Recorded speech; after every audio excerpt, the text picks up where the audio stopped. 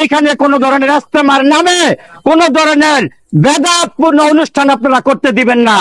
দিনের কোনো কাজ বা মেহনত কোরআন হাদিস ও আলেম ওলামা ব্যতীত চলতে পারে না, যেহেতু তাবলিগের এই মেহনত দিনই একটি মেহনত।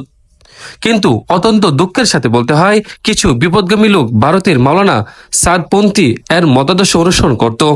চলমান দাওয়াত ও তাবলিগের মেহনত থেকে বিচ্ছিন্ন হয়ে বিভিন্ন ধরনের বিশৃঙ্খলা ও ফেতনা ফাসাদের চেষ্টা করছে, যা এই মুবারক মেহনত উম্মতের হেদায়েতের জন্য প্রতিবন্ধক ও অকল্যাণকর বলে প্রতীয়মান।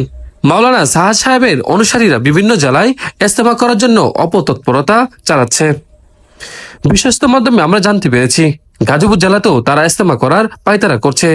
যেহেতু তারা আলেম উলামাদের থেকে বিচ্ছিন্ন এবং উলামা বিদ্বেষী, সে কারণে বাংলাদেশের শীর্ষস্থানীয় সকল উলামে কেরাম মাওলানা সাদ সাহেবের মতাদর্শকে ভ্রান্ত বলে মনে করেন এবং ভারতের দারুল উলুম দেওবন্দ মাওলানা সাদ সাহেবকে তাবলিগের মূলধারা থেকে বিচ্ছিত ও ভিন্ন মতাদর্শে বিশ্বাসী বলে আখ্যায়িত করেন। এবং এই ব্যাপারে মাওলানা ফজলুর রহমান বলেন, তাবলিগের সাথী ভাইদের পক্ষ থেকে স্পষ্ট ভাষায় বলে দিতে চাই, গাজীপুরের মাটিতে এতাতি তথা সাতপন্থীদের নামে কোন ইস্তেমা করতে দেওয়া হবে না ইনশাআল্লাহ। আমরা স্পষ্ট ভাষায় বলতে চাই, তারা মাত্র 5% মানুষ, এখানে 95% উলামায়ে কেরামের নেতৃত্বে দ্বীনের কাজ চলে। সুতরাং যারা দ্বীনের মধ্যে, ইসলামের মধ্যে যারা গোমরা সৃষ্টি করতে চায়, মানুষকে যারা গোমরার দিকে নিয়ে যেতে চায়, তাদেরকে গাজীপুরের মাটিতে কোনোভাবেই জায়গা দেওয়া হবে না ইনশাআল্লাহ।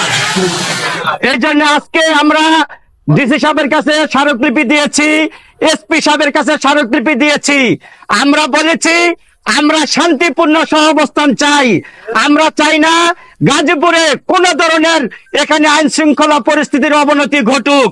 সুতরাং আমরা চাই গাজীপুরে কোন ধরনের ইস্তেমার নামে এখানে যেন গুমরাহি তারা ছড়াইতে না পারে। আপনাদের সহযোগিতা চাই।